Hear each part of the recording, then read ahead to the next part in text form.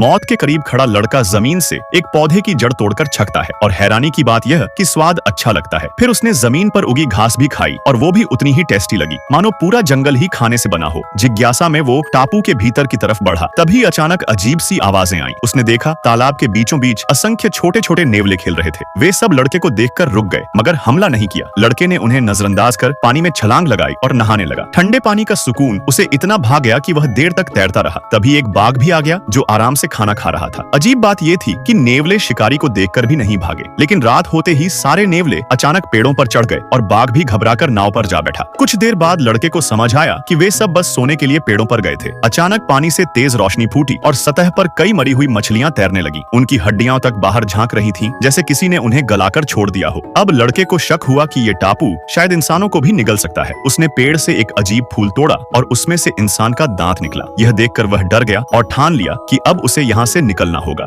अगली सुबह उसने नाव में पौधों की जड़ें और 100 से ज्यादा मछलियां भर ली, ताकि वो और बाघ कुछ दिन आराम से खा सकें। कहते हैं उस दिन के बाद किसी ने उस मांसखोर टापू को फिर कभी नहीं देखा। समुद्र में जब खाने की कमी होती तो बाघ पानी में मछली पकड़ने उतरता, मगर तैराकी में कमजोर होने की वजह से हमेशा खाली हाथ लौट आता। ये देखकर लड़का हंस पड़ता, पर एक बार बाघ सीधे उसकी तरफ तैरने लगा। तब लड़के को खतरे का एहसास हुआ और वह तेजी से नाव की ओर भागा। इसके बाद भी दोनों ऐसे खेलते जैसे पुराने साथी हों। कभी कभी आसमान से भी खाना बरसता। उड़ने वाली मछलियों का झुंड निकलता तो इतनी मछलियां गिरती कि वे दोनों उनके नीचे दब सकते थे। लड़का खुद को बचाता और बाघ पेट भर खा लेता। न जाने कितने दिन समंदर में भटकने के बाद आखिरकार उन्हें जमीन दिखी। लड़के ने नाव किनारे खींची, बाघ उतरा, अंगड़ाई ली और बिना पीछे देखे जंगल की तरफ चला गया। लड़का चाहता था कि बाघ एक बार पलट कर देखे, लेकिन वो सिर्फ जंगल को घूरता रहा। कुछ घंटों बाद एक मछुआरा वहां से गुजरा और लड़के को पाया। वो जोर जोर से रो रहा था, मगर ये खुशी के आंसू नहीं थे, बल्कि अपने दोस्त को खो देने का दर्द था।